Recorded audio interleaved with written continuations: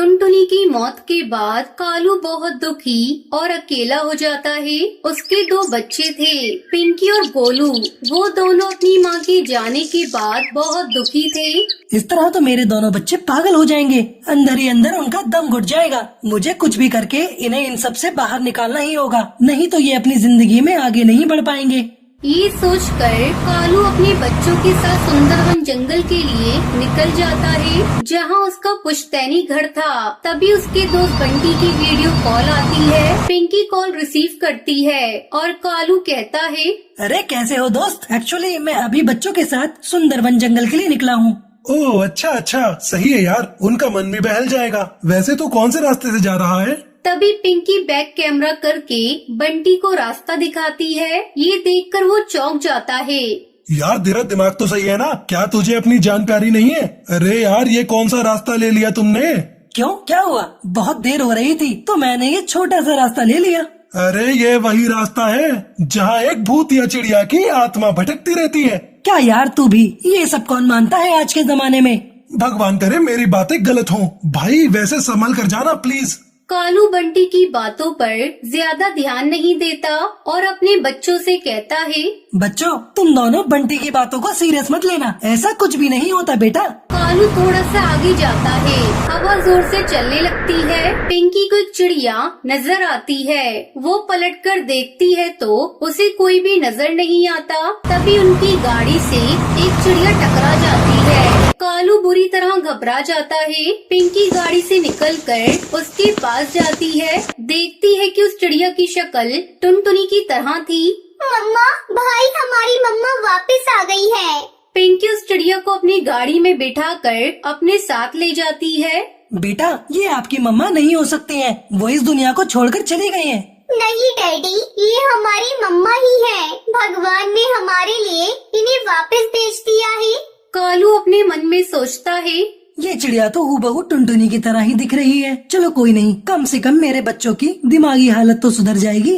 कालू उस चिड़िया और अपने बच्चों के साथ सुंदरवन जंगल पहुंच जाता है। अब आसपास के पक्षियों को पता चलता है कि कालू भूतिया रास्ते से आया है।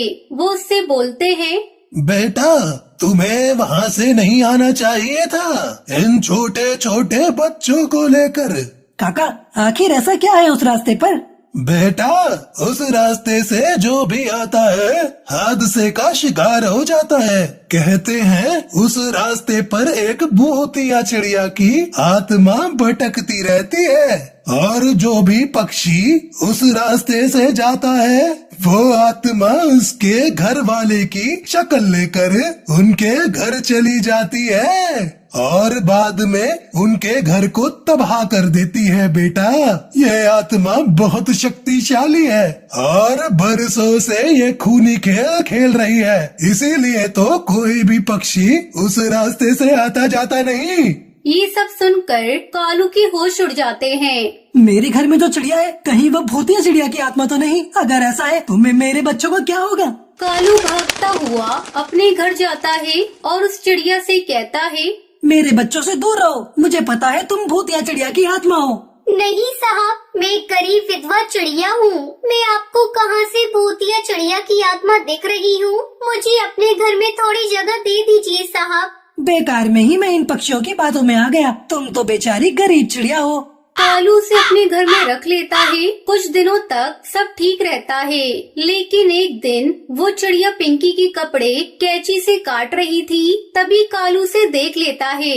अरे तुम ये सब क्या कर रही हो? निकल जाओ मेरे घर से। तभी वो अपने असली रूप में आ जाती है। ये घर मेरा है तो मुझे यहाँ से निकालेगा? मैं इस घर की रानी हूँ। मैं कहीं नहीं जाऊंगी, किसी को नहीं छोड़ूंगी, सबको मार डालूंगी। ये कहकर वो कालू को मारने लगती है। तभी पिंकी और गोलू वहाँ आ जाते हैं। छोड़ो हमारे पापा को, तुम हमारी मम्मा नहीं हो, तुम एक भूतिया चिड़िया की आत्मा हो। बच्चों यहाँ से भागो। तभी भूतिया टूनी चिड़िया की आत्मा अपनी शक्तियों से सब खिड़की दरवाजे बंद कर देती है। वो सब बहुत चिल्लाते हैं, कोई नहीं बचाने आएगा तुम लोगों को, तुम सब मेरा शिकार हो। मैं अपने शिकार को जिंदा नहीं छोड़ती। ये कहकर भूतिया टूनी चिड़िया की आत्मा उन तीनों को मारकर उनका खून पी जाती है। फिर वो वापस अपने नए शिकार के लिए उसी भूतिया रास्ते पर चली जाती है।